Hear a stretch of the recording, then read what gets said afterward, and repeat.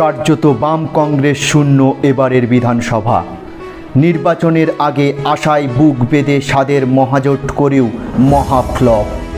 আর খাবে নাই বা কেন? ভোটের আগে জোট নিয়ে বিরোধ ছিল দলের নেতানেত্রীদের মধ্যেই।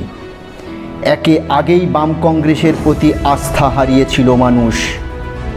ধর্মকে উস্কে দিয়ে বিভাজন তৈরি করার চেষ্টা করার ফলে বিজেপিকে মানুষ ব্যাকফুটে ফেলে দিয়ে রক্ষাকর্তা হিসেবে ভোট দিয়েছে তৃণমূলকে। জোটের ভরাডুবির দিন ধুয়ে মুছে সাফ সিপিএম।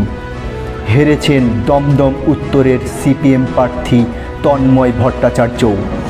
তিনি তো আবার হারের পর দলের প্রতি ক্ষোভ উগড়ে দিয়েছেন। বলেন, যারা ওপর থেকে নির্দেশ দেন তাদের হারের দায়িত্ব নেওয়া উচিত। ফেব্রুয়ারির ব্রিগেডে আসা মানুষও তার পরিবার জোটকে ভোট দিয়েছে কিনাও সন্দেহ আছে বলে মনে করেন তিনি।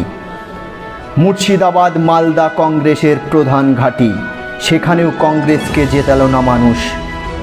অধীর দুর্গে ঘাসফুলের দাপট ফিরে এলো, মালদাও দিদির কথা রাখলো।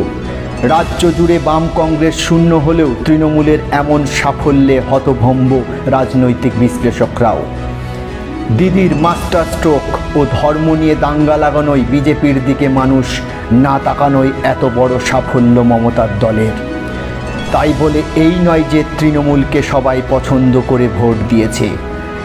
বাংলার বাইরে থেকে দেশের শীর্ষ নেতাদের বারবার রাজ্যে এসে কিছুই লাভ হয়নি তা কিন্তু নয়। বেড়েছে ভোট, কিন্তু তড়িঘড়ি বিপুল প্রত্যাশা আর ধর্ম মেরুকরণের সিদ্ধান্ত বিজেপির স্বপ্ন ভঙ্গের কারণ বলে মনে করাই যায়। আর এই খারাপ পরিস্থিতি থেকে মোকাবিলা করার জন্য মানুষ তৃণমূলকেই প্রধান রক্ষাকর্তা হিসেবে ভোট দিয়েছেন। তাই নিজের দল থেকে চোখ সরিয়েছেন বাম কংগ্রেস সমর্থকেরাও। বাম কংগ্রেসের ধর্ম নিরপেক্ষতার মাঝে আব্বাস সিদ্দিকীর আইএসএফ দলকে জোটে নেওয়ায় তাদের ধর্মীয় ভাবাবেগে আঘাত লেগেও মানুষ জোট থেকে চোখ ফিরিয়েছেন মানুষ বলেও মনে করছেন রাজনৈতিক বিশ্লেষকরা।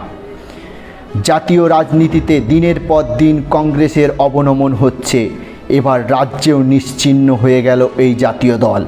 ভরসা রাখতে পারেনি মানুষ। বামেদের শূন্য আসনের পর রাজ্যে এই দলের ভবিষ্যৎ অনিশ্চিত বলে মনে করছেন বিশ্লেষক।